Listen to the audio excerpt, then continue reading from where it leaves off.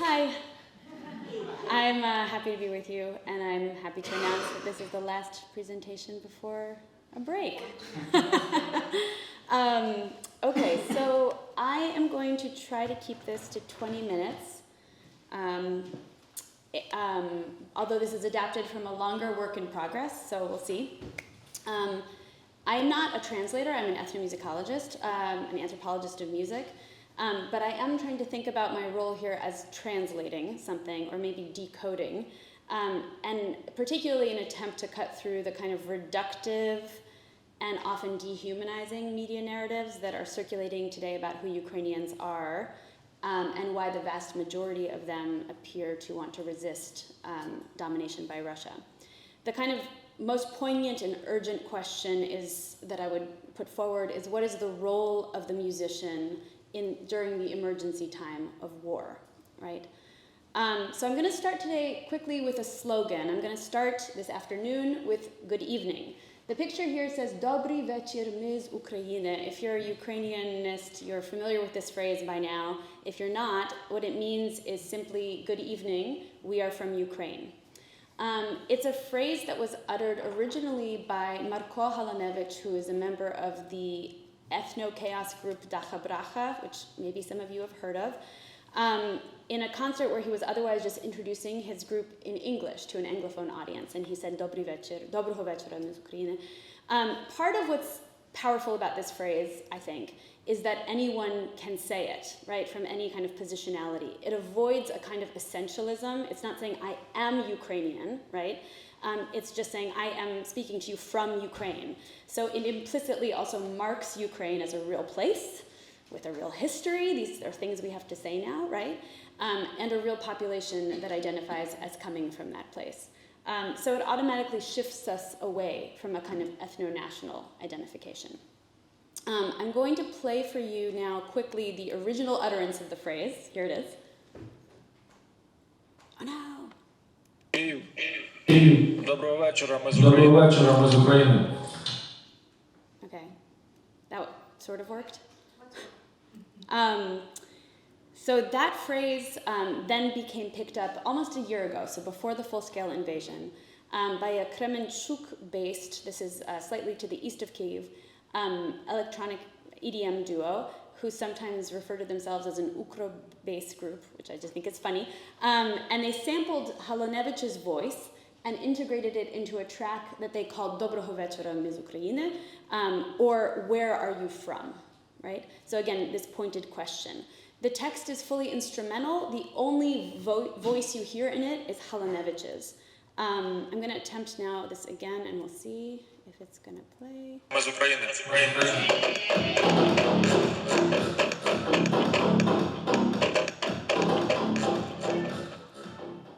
Okay, so you heard a little sample of the track there. And here's just an image of that group. And this is an article that sort of demystified what the origin point was of this phrase that became a real slogan after the full-scale invasion of Ukraine on February 24th. So I'm not going to actually play this video for you today, but what I want to say is that from what the EDM groups considered the musical front, they produced this song as part of their battle on the musical front. The song quickly migrated almost immediately to the physical front in the war through various online remediations. So this is one example of that song that you just heard a short clip of that was then remediated on YouTube with footage from another iconic instance from the first days of the war, where a Russian warship was told to go somewhere. You've probably heard that one. And then the song proceeds. So what you see here are images of the Ukrainian armed forces and all of this kind of militaristic imagery in defense of Ukraine. The other thing I'll say, and because the sound is acting strangely, can I ask quickly, when I have to unmute in order to hear the sound, but then it's still doing the echo effect, there's no way around that, right? Okay, but you can hear it without the echo interfering too much? Yeah. Okay, great. So then I will play a little bit for you because I want you to just also cue into what are some of the folkloric sounds in this track. This is an EDM song, but it integrates folkloric elements. And I'm setting this up. I promise we're going somewhere, so let's listen to a little bit of this.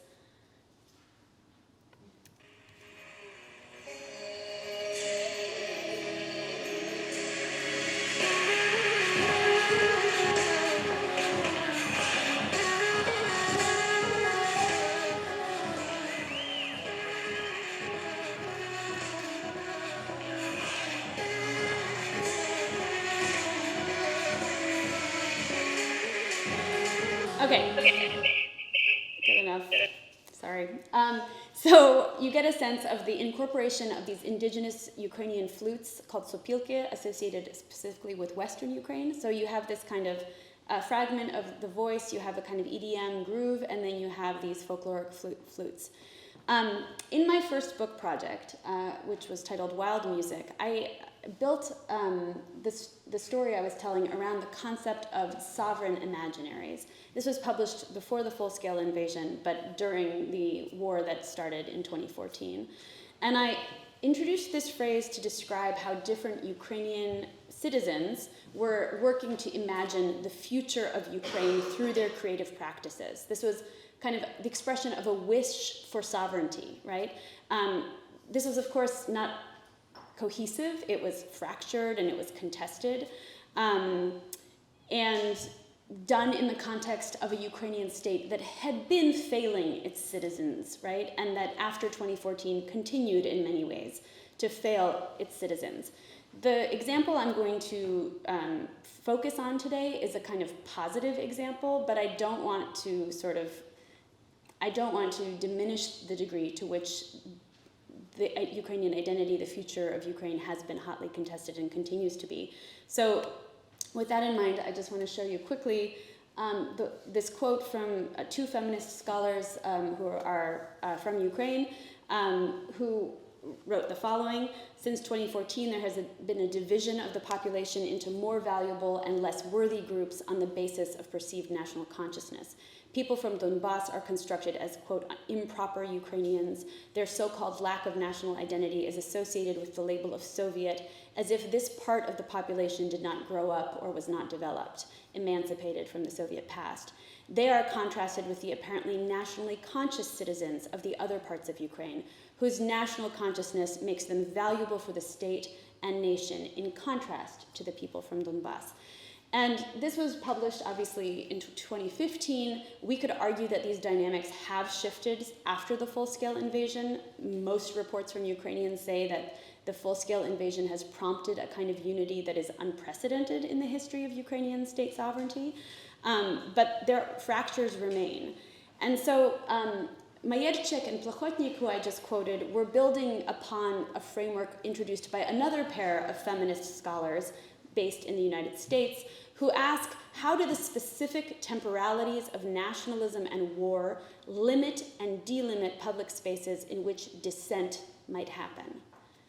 They theorize here this concept of emergency time, right? So how does emergency time either foreclose or open up new possibilities for thinking creatively, thinking speculatively, thinking about the future? And the point I want to make here is that I think musical practices demonstrate to us the ways in which Ukrainian citizens have been and continue to be rethinking, using the past, and remaking it with new future-oriented sovereign imaginaries in time.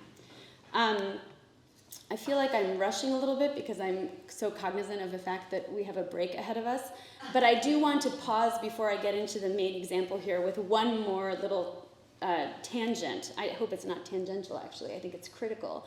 And this is an argument I also rehearsed in my first book, which is about the practices of refusal that defined a kind of generation of Ukrainian musicians who resisted being labeled as Ukrainian musicians, right? This was not true about all Ukrainian musicians, but about a significant portion.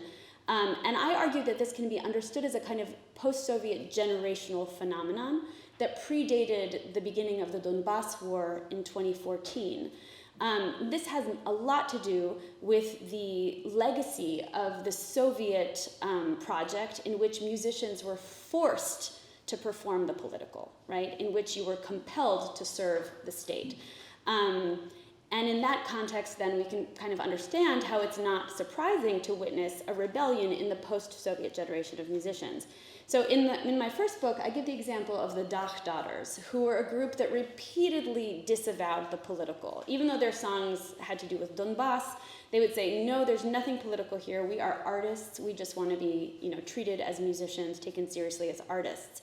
And then during the Maidan Revolution, they felt compelled to perform, to kind of show support for the mass demonstrations that were happening, and in that moment made a sudden pivot towards embracing the political, which then cast them into these kind of prefabricated narratives where they were either feminist heroines on the barricades, that's how they were written about in the Western media, or in the Russian media, neo-fascist Banderites, which is a particular kind of slur. So this is a story I tell in the first book.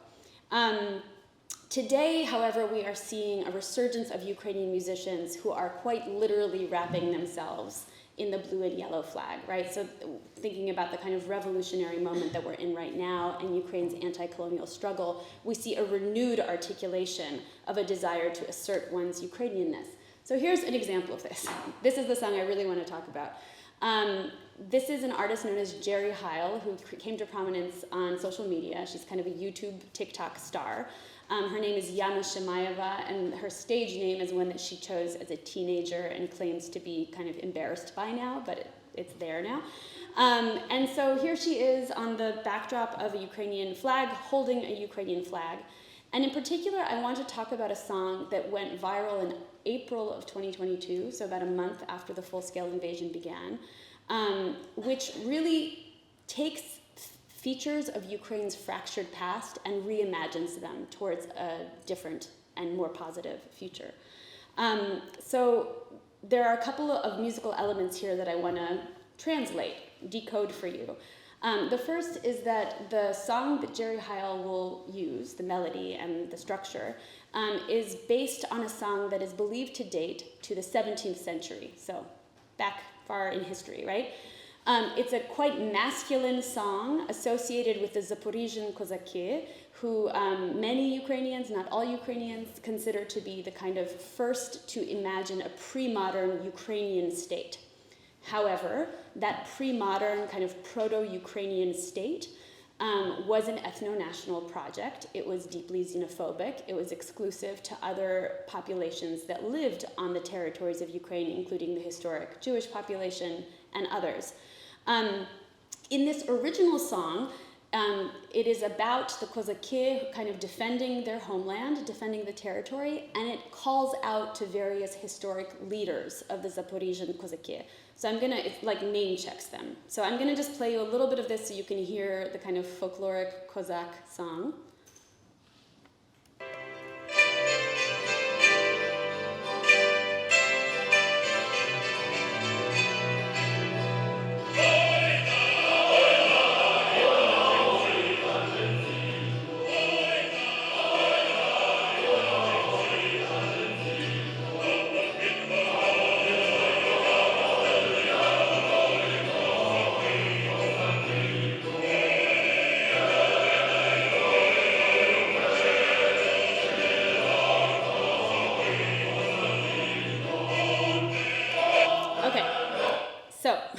Jerry Heil uses this song as the basis for a reimagined contemporary Ukrainian anthem. This was released on YouTube on April 10th, 2022. There's a lot of humor in it. And I'm going to hopefully play the whole video for you. It's about 2 minutes long. A couple of other things to decode before you watch.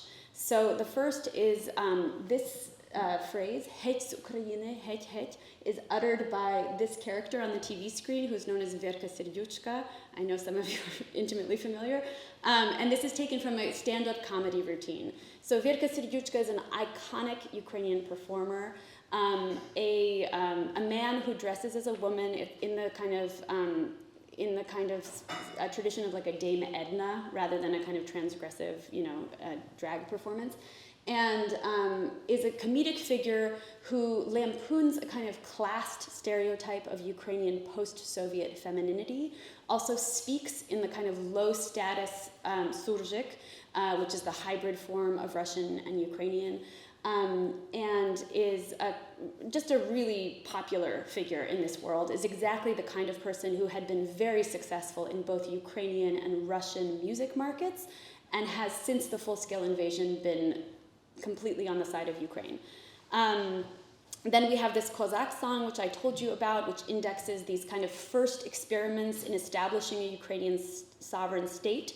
And then we have, you'll hear in the place of the historic Kozake, she name checks 3 contemporary Kozake. So first one will be Zelensky, the president of Ukraine, who is of course Jewish and Russian speaking. And the second is Vitaly Kim, the Korean mayor of the city of Mykolaiv, who has become also kind of an icon for standing in defense of this very strategic city. And then Alexei Arestovich, who is a Russian-speaking, part Belarusian advisor to the president, who has also been critically important to speak to the Russophone parts of the Ukrainian public in this moment. So in the place of the Zaporizhian Kozake, we have Zelensky, Arestovich, and Kim. And then the last thing I want to say here is that the cartoon you'll see that involves these green kozake, these cartoon figures, is taken from a Soviet-era production from the 1960s that kind of made the kozake look really cute and harmless, right? And here Jerry Heil refigures them in this contemporary moment. So there's a lot of humor here and a lot of, as you can see, a lot of intertextuality, a lot of layers of meaning. I'm going to play it for you, and I'm going to try to not be bothered by the echo effect on my computer. Okay.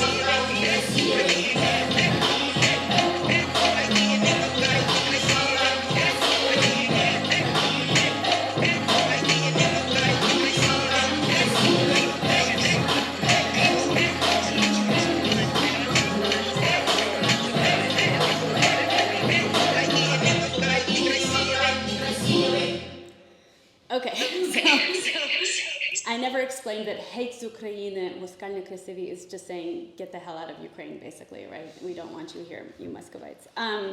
Okay, so I'm going to end here today. This was a competition for a postage stamp with the slogan Доброго вечора ми з України, which I started with, right? So that appears in the Jerry Heil, it's referenced only in that moment where the Kozake hold up the scroll and you see that image again. But here you see a lot of different iterations of this right now, and some of these are also musical references. The one that won is the tank being pulled by the tractor. That's the one that won the competition for the postage stamp. But you'll notice also perhaps the pink bucket hat is worth noting. That's the national poet hero of Ukraine, Taras Shevchenko, who we heard about earlier today, wearing the pink bucket hat associated with the Kalush Orchestra, who won the Eurovision Song Contest this year. I could decode a lot of these other images. That's Vitaly Kim on the cell phone with his feet up On the desk, we have a jar of pickles with the babushki who were throwing pickles at drones going by. But you see, how this this kind of meme of just "Good evening, we are from Ukraine" has become this powerful signifier, right, in this moment. Thank you. I'll stop there for now.